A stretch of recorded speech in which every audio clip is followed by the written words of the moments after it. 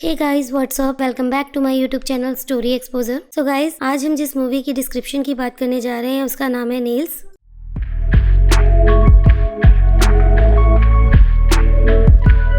तो मूवी की शुरुआत में हम एक छोटी सी बच्ची को देखते हैं जो हॉस्पिटलाइज है और वेंटिलेटर पे लेटी है। वहाँ पे एक अजीबोगरीब सा बंदा आता है जो उसे इंजेक्शन लगाता है और उसके नेल्स कट करता है। आखिर ये इंसान कौन है और इसने इस बच्चे के नेल्स क्यों कट किए? हमारे मन में ये बहुत सारे प्रश्न आते हैं। अगर आपके मन में भी ये प्रश्न आया है तो आप प्लीज मुझे कमेंट सेक्शन पे जरूर बताइएगा। तो ये मूवी का फर्स्ट इंट्रो है। उसके बाद सीधा हम देखते हैं एक डैना नाम की लेडी है जो एक फिटनेस जिम ट्रेनर है और उसके हस्बैंड स्टीव, वो भी एक फिटनेस जिम ट्रेनर है। दोनों का ऑक्यूपेशन सेम है। हम देखते हैं वो डेली की तरह अपनी मॉर्निंग वॉक पे जाते हैं, बट आज की सुबह कुछ ऐसा हुआ जो अनएक्सपेक्टेड था। डेना का एक्सीडेंट हो जाता है जो बहुत भयंकर तरीके से हुआ होता है। उसे काफी ज्यादा चोट आई होती है। डेना हॉस्पिटलाइज होती है और उसे 3 दिन के बाद होश आता है और वो देखती है कि उसका लेफ्ट बॉडी का जो पार्ट है वो प्रॉपर तरीके से पैरालाइज हो गया है। डेना प्रॉपर तरीके से बोल भी नहीं पा रही थी क्योंकि उसके माउथ पे एक लंबा सा पाइप डला हुआ है जिससे वो ब्रीथ करती है। डॉक्टर डेना के हस्बैंड को ये बताते हैं कि उन्हें इस बात का डर है कि कहीं डेना अपनी मेमोरी को लॉस ना कर जाए, बट डेना को जब होश आता है तो वो टीम को पहचान जाती है।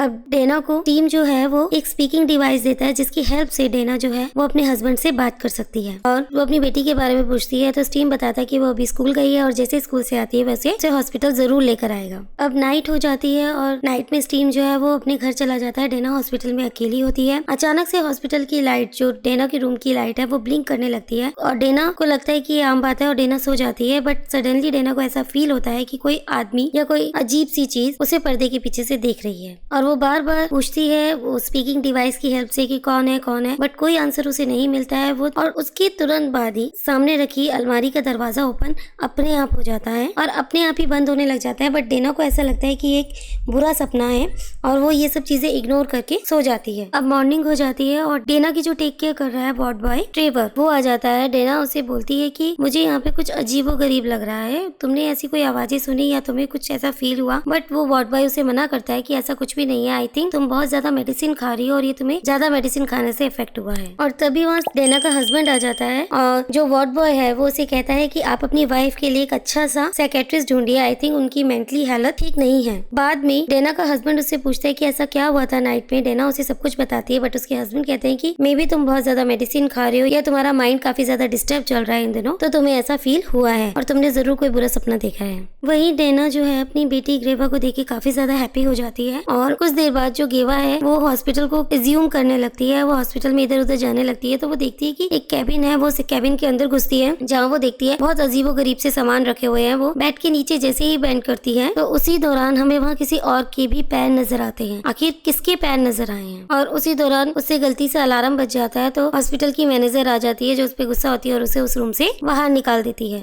अब अगेन नाइट आती है। डेना कोशिश करती है कि उसे नींद आ जाए। अगेन लाइट फ्लिकर होने लगती है और उसी दौरान हम देखते हैं कि डेना की जो सामने अलमारी रखी है जिसका दरवाजा अपने आप ओपन और बंद होता है वो अपने आप खुलता है और वहाँ से एक अजीबोगरीब बंदा, अजीबोगरीब प्राणी सा नजर आता है जो उसके मुंह पे तकिया रखता है और उसे मारने की कोशिश करता है। और उसी दौरान डेना की आईज ओपन हो जाती है तो ये डेना को लगता है कि एक बुरा सपना है। और उसी दौरान जब उसकी नींद खुलती है तो अपने साइड में एक बंदे को बैठे हुए देखती है और वो ये देख के डर जाती है। बट वो बंदा और कोई नहीं होता, वो डॉक्टर साइकेट्रिस्ट होता है जो डेना की मेंटल हालत को ठीक करने आया है। बट डॉक्टर उसकी बात को नजरअंदाज कर देते हैं। डॉक्टर उसकी बात पे यकीन नहीं करते हैं। वो कहते हैं कि तुम जिस ट्रॉमा से गुजर रही हो ऐसा होना लाजमी है। और डॉक्टर ये बोल के वहाँ से चले जाते हैं। स्टीम भी चला जाता है, उसकी बेटी भी चली जाती है। अगेन नाइट हो जाती है। डेना जो है वो सबको मिस कर रही होती है, अपनी फैमिली को। तभी हम देखते हैं कि एक अजीबोगरीब सा इंसान आता है जो डेना के ऑक्सीजन पाइप को निकाल देता है। लेकिन एन मोमेंट पे डेना जो है वो इमरजेंसी बटन दबा देती है और जिस वजह से उसकी जो है जान बच जाती है। अब इस हादसे के बाद ये चीज तो कंफर्म हो गई थी कि इस हॉस्पिटल में कुछ ना कुछ तो गड़बड़ है। जो डेना कह रही है कहीं ना कहीं उस बात पे सच्चाई जरूर है। अब नेक्स्ट मॉर्निंग जो डेना है वो अपने हस्बैंड को बताती है कि ऐसे ऐसे हुआ है, उसे ये हॉस्पिटल पसंद नहीं है, उसे किसी और हॉस्पिटल में ले जाओ। बट उसका हस्बैंड मना कर देता है। वो ये कहता है कि नहीं, तुम्हारे लाइफ इंश्योरेंस में जो हॉस्पिटल के पैसे जमा है वो इसी हॉस्पिटल में जमा है और इसके अलावा हम किसी हॉस्पिटल में इलाज नहीं करा सकते हैं। बट वो डेना की तसल्ली के लिए उसके रूम में एक CCTV कैमरा लगा देता है। और दूसरी तरफ हम देखते हैं कि हॉस्पिटल की जो मैनेजर है वो वार्ड बॉय को डांटती कि ऐसा कैसे हो गया, कैसे डेना की ऑक्सीजन पाइप निकल सकती है, ऐसा कैसे हो सकता है, क्योंकि कहीं ना कहीं मैनेजर को भी लग रहा था कि कुछ ना कुछ तो गड़बड़ है। अब सीसीटीवी लगने के बाद भी कुछ खास फर्क नहीं पड़ता, क्योंकि जो डेना को नजर आ रहा था वो सीसीटीवी कैमरे में आ ही नहीं सकता था। अब यहाँ धीरे धीरे चीजें डेना के लिए बिगड़ती जा रही थी, क्योंकि वो सबको बता रही थी बट कोई उसकी बातों का यकीन नहीं कर रहा था। सबको लग रहा था कि डेना जो है इमेजिनेशन कर रही है, बट डेना का ये वहम नहीं था। अब डेना के मन में सबसे पहले इस हॉस्पिटल के बारे में आता है। वो सबसे पहले इस हॉस्पिटल के बारे में सर्च करती है, इस हॉस्पिटल की हिस्ट्री, इस हॉस्पिटल का पास्ट, सब कुछ। इंटरनेट पे जब वो सर्च करती है उसके धीरे धीरे सारे प्रश्नों को उत्तर मिल जाते हैं। उसे ये पता लगता है कि हॉस्पिटल जो था पहले एक मेंटल असाइलम था और रिहेबिलिटेशन सेंटर भी, जहाँ पे कुछ बच्चे आए हुए थे अपना इलाज कराने के लिए। लेकिन एक दिन अचानक से 5 बच्चों की मौत हो जाती है, और ये कोई इत्तेफाक से नहीं होता था, बल्कि इस हॉस्पिटल में वर्क करने वाले एरिक नाम के बंदे ने ऐसा किया था। आखिर उसने ऐसा क्यों किया, क्यों उन मासूम बच्चों की जान ली, ये बात उसी के साथ दफन हो गई, क्योंकि वो सुसाइड अटेम्प्ट कर लेता है। और जब उसे ये सब चीजें पता लगती है तो डेना काफी ज्यादा हैरान हो जाती है। बट उस रात डेना के साथ ऐसा कुछ भी नहीं हुआ होता। वो एक चीज उस रात को करती है, वो उस रात को एरिक का नाम लेती है, और उसे वहाँ पे किसी के हंसने की आवाज आती है। अब नेक्स्ट डे वो अपने वार्ड बॉय से पूछती है, जो वार्ड बॉय उसकी ड्रेसिंग करने आया होता है, वो पूछती है कि एरिक कौन है, बट उसने ये नाम कभी सुना ही नहीं होता। वो कहता है कि तुम अपने डॉक्टर से बात करो, अपने सेक्रेटरी से पूछो कि ये कौन है। अब वार्ड बॉय डेना की क्लीनिंग करने लगता है, तो वो देखता है कि डेना की बॉडी पे किसी के नेल्स के निशान है। वो ये बात डेना को नहीं बताता, बट डेना को जब ये पता लगता है डेना काफी ज्यादा पैनिक हो जाती है। वो किसी तरह डेना को शांत करता है और उसे इंजेक्शन लगा के सुला देता है। अब डेना डॉक्टर से पूछती है कि आखिर एरिक कौन है। डॉक्टर उसे सारी बातें बताता है, और इस समय कहानी का कुछ पार्ट जो है वो रिवील होता है। डॉक्टर बताते हैं कि एरिक जो था 1972 में मैं उससे मिला था, और वो यहाँ पे एक मेंटल पेशेंट के रूप में आया था। डॉक्टर कहता है कि उसकी बॉडी में काफी ज्यादा अब्यूज के निशान थे, और वो उसने खुद अपने आप ही दिए थे। लेकिन धीरे धीरे जैसे जैसे समय बीतता गया वो ठीक होता गया, और जब वो प्रॉपर तरीके से ठीक हो गया था तो उसने यहाँ पे वर्क करना शुरू कर दिया था। और डॉक्टर उसे बताता कि वो छोटे बच्चों की टेक केयर करता था, और जब भी वो उन बच्चों की टेक केयर करता था तो उनकी नेल्स कट कर लेता था और एक एनवेलप में रख लेता था, जिस वजह से वो नेल्स नेम से फेमस हो गया था। और वो कहते हैं कि कहानी तब बदल गई जब उन बच्चों की डेथ हो गई और पुलिस काफी ज्यादा छानबीन करने लगी, बट पुलिस को एरिक के रूम में उन मरे हुए बच्चों के नेल्स प्राप्त हुए, और पुलिस ने उन्हें सस्पेक्ट मान लिया, जिस वजह से एरिक ने सुसाइड अटेम्प्ट कर लिया। डॉक्टर कहते हैं कि उन्हें नहीं लगता कि एरिक ने ऐसा कुछ किया होगा, वो बेचारा बिना बात से मारा गया। और उसी सेम नाइट में डेना ने इतनी सारी स्लीपिंग पिल्स खाई थी, बट उसे नींद नहीं आ रही थी। वो हैरान थी कि ऐसा क्या हो रहा है। बट उसी दौरान सामने अलमीरा का दरवाजा ओपन होता है, और वहाँ हम देखते हैं कि एक आत्मा, एक अजीबोगरीब आदमी जो एरिक की ही आत्मा है, वो सब कर रहा है। वो डेना के करीब आने लगता है, बट डेना जो है इमरजेंसी अलार्म बजा देती है, तो जो वार्ड बॉय है वो भागकर डेना के रूम में आ जाता है। अब डेना काफी ज्यादा पैनिक हो जाती है। जो वार्ड बॉय है उसे बहुत मुश्किल से संभाल रहा होता है। अब नेक्स्ट मॉर्निंग सीसीटीवी कैमरे में चेक किया जाता है, तो कुछ भी ऐसा नजर नहीं आता, क्योंकि किसी की भी आत्मा सीसीटीवी कैमरे में तो नजर आएगी नहीं। तो जो डेना के हस्बैंड है उन्हें ऐसा लगता है कि ये सब ये वार्ड बॉय कर रहा है, और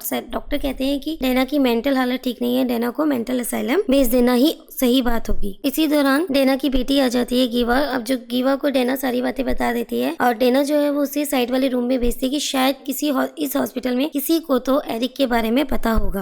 अब गीवा है वो पता लगाने की कोशिश करती है, बट उसे ऐसा कुछ भी प्राप्त नहीं होता है। इधर वार्ड बॉय को काफी ज्यादा दीवारों के अंदर आवाज आने लगती है। वो काफी ज्यादा कोशिश करता है देखने की, बट उसे भी कुछ नजर नहीं आ रहा होता। अब जो वार्ड बॉय है वो डेना की रूम की अलमारी को काफी अच्छे से बंद कर देता है, ताकि अलमारी बिल्कुल भी ना खुले, और काफी देर तक डेना के रूम के बाहर खड़ा रहता है। वो मैनेजर से भी बात करता है कि कुछ ना कुछ तो गड़बड़ है। उस रात डेना जो है अपने हस्बैंड को फोन करती है, बट वो देखती है कि उसका जो हस्बैंड है एशे नाम की लड़की से रोमांटिक मूड पे है, तो वो उस रात काफी ज्यादा अपसेट हो जाती है। वो पूरी तरह से टूट जाती है कि उसका हस्बैंड जो है वो किसी और लेडी के साथ रिलेशनशिप में है। अब डेना की बॉडी पे जो है, डेना के स्टमक पे जो है, एरिक जो है वो अपने नेल से लिख देता है आई मिस यू।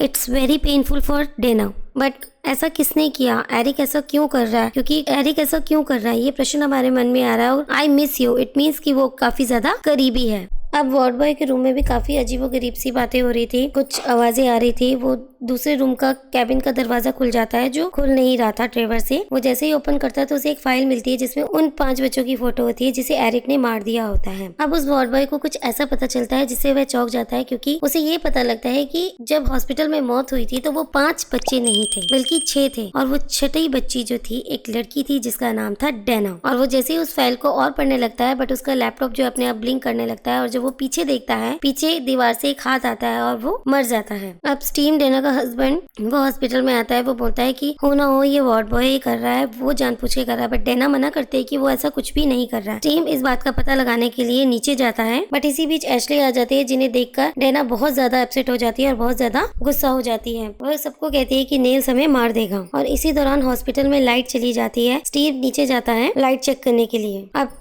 डेना जो है वो अपनी बेटी से कहती है कि तुम यहाँ से चली जाओ वरना नील्स तुम्हें मार देगा। लेकिन एक बेटी अपनी माँ को कैसे छोड़ सकती थी। गेवा मना कर देती कि मामा मैं आपको छोड़ के नहीं जाऊंगी। अब मैनेजर जो है वो पुलिस को फोन करती है क्योंकि उसे लग रहा था कि कुछ ना कुछ गड़बड़ हो रही है, बट मैनेजर के भी साथ वही होता है जैसे वार्ड बॉय के साथ होता है, वो भी मारी जाती है। अब स्टीव नीचे जाता है, जैसे गाड़ी में बैठता है तो एशले से बात करने लगता है, बट एशले भी मारी जा चुकी होती है और स्टीव को भी एरिक मार देता है। अभी तो इतने लोगों की मौत हुई है, एरिक ना जाने कितने लोगों को और मारेगा। अब डेना अपनी बेटी को बार बार कहती है कि तुम यहाँ से भाग जाओ, तुम यहाँ से भाग जाओ, वो तुम्हें मार देगा, बट उसकी बेटी ऐसा नहीं मानती। वो अपनी मम्मा को व्हीलचेयर पे बिठाती है और बाहर लेके जाने लगती है। और तभी हम देखते हैं कि वहाँ पे नेल्स आ जाता है। अब डेना ये जानती थी कि वह एक आत्मा से नहीं लड़ सकती है, तो वो अपनी बेटी को एक रूम में लॉक कर देती है और खुद नेल्स के सामने चली जाती है। अब नेल्स जो है वो डेना को मार देता है। अब जो डेना है वो ये जानती थी कि वो एक आत्मा से नहीं बच सकती है, तो डेना खुद को सिलेंडर कर देती है नेल्स के आगे। अब होना क्या था, नेल्स जो है वो उसे मार देता है, और मारे भी क्यों ना, क्योंकि वो जिस काम के लिए इतने सालों से भटक रहा था वो उस काम को पूरा कर देता है।